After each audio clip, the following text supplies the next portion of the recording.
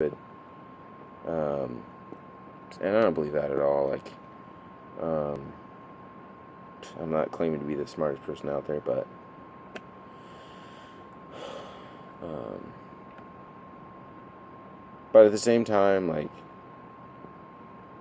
so at the same time, like,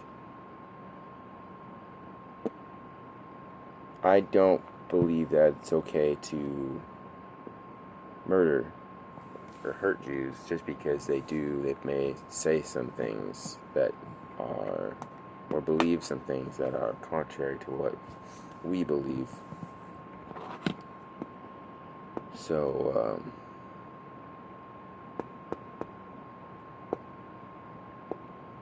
I do believe that there needs to be separation somehow between people who inherently believe so differently. It's not so much that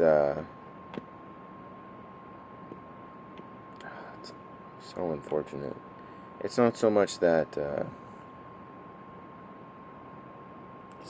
I want separation, but I think it's kind of necessary because it's like a fight, like two people who believe two different things, and they one group wants maybe to hurt the other group because they believe something different about the other group, that they're better than the other group or whatever.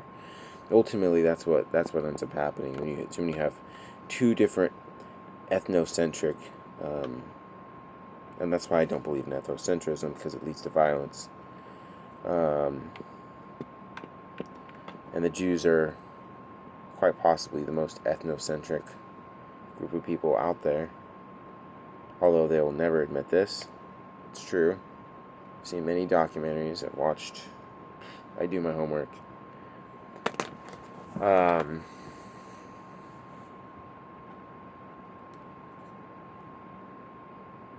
Yeah, the state of Israel is a tough one.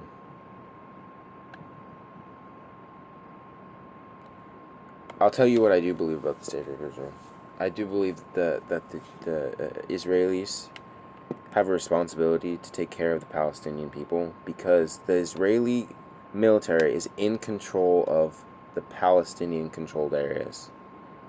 Well, they call them Palestinian-controlled, but everyone knows that Hamas was kind of effectively created by Israel, or allowed to be created.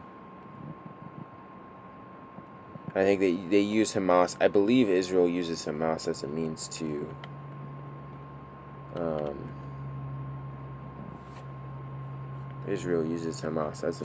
justify their war campaigns into taking more territory from the Palestinians as more Hamas campaigns take place in the violence. So they kind of justify it. They use the presence of Hamas to justify their taking of Palestinian land, which is actually brilliant. Brilliant military intelligence strategy. Most people can't figure it out, but it's brilliant. But immoral. Very immoral. I'll never do that. But anyways, so I don't believe personally that the Jewish state, Israel, has a right to exist, but there are a lot of people who do, and I haven't made up my mind about that question.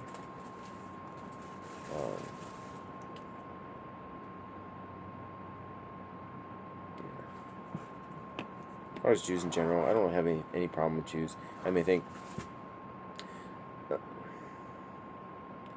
know if I've ever met a Jewish person, or at least openly Jewish person, here in America. I think they think we're stupid. I think we're stupid. Uncultured. When actually it's the opposite, I think. I think they're stupid and uncultured. Actually, some of them are a lot smarter than us. As far as their tactics and their willingness to stoop to But then again, there's some Americans I don't like either. So, anyways.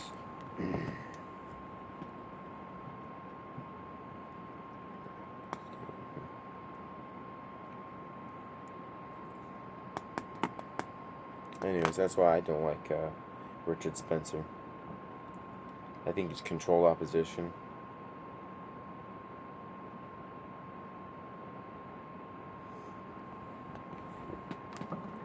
We'll see. Same with Mike Enoch. I haven't heard too much about Mike Enoch. I'll have to look into him. But Richard Spencer, for sure. He's for sure controlled opposition. He's just too blatant. He's too brazen. Like, and he's just calloused as hell. Like in his interviews. Doesn't care about anybody. Maybe his family. And somebody who's going to be a really good leader, he has to have a kind heart. Like, even if he doesn't have an outward facade of appearance, he has to at least be kind, and respectful, because that's the only way things work. You can't have a political leader that's not respectful and kind, and knows how to work with other people. Like, you have to have somebody that you can rely on, like in government, to represent you and work for your best interests, who can work with other people. If you can't do that, it's just a waste of time. It's a waste of time. It's like sending a brick wall to Congress. What is that going to do? Nothing. Exactly. Why waste your time? If you can have somebody that can work with other people and get things accomplished, it's pointless. Don't vote him into office. And Richard Spencer will never get anywhere if he gets in office anyways, because the United States, the government will crush him, basically make it to where it's impossible for him to get anything done. It'd be just be a total waste of time. It'd be total 4 years, total waste of time. So Richard Spencer, if he starts anything, honestly, I'll be the first to be against that too, because I don't like Antifa, but I also don't like Richard Spencer and some of the stuff that they talk about. And I understand it. Like, I understand, like, a little bit, like, I understand why white people are frustrated in this country. I understand. But at the same time, it doesn't justify, like, the problems in the United States do not justify an ethnostate. And that's all I really have to say about this. So I feel like Forrest Gump every time I say that, but it's true.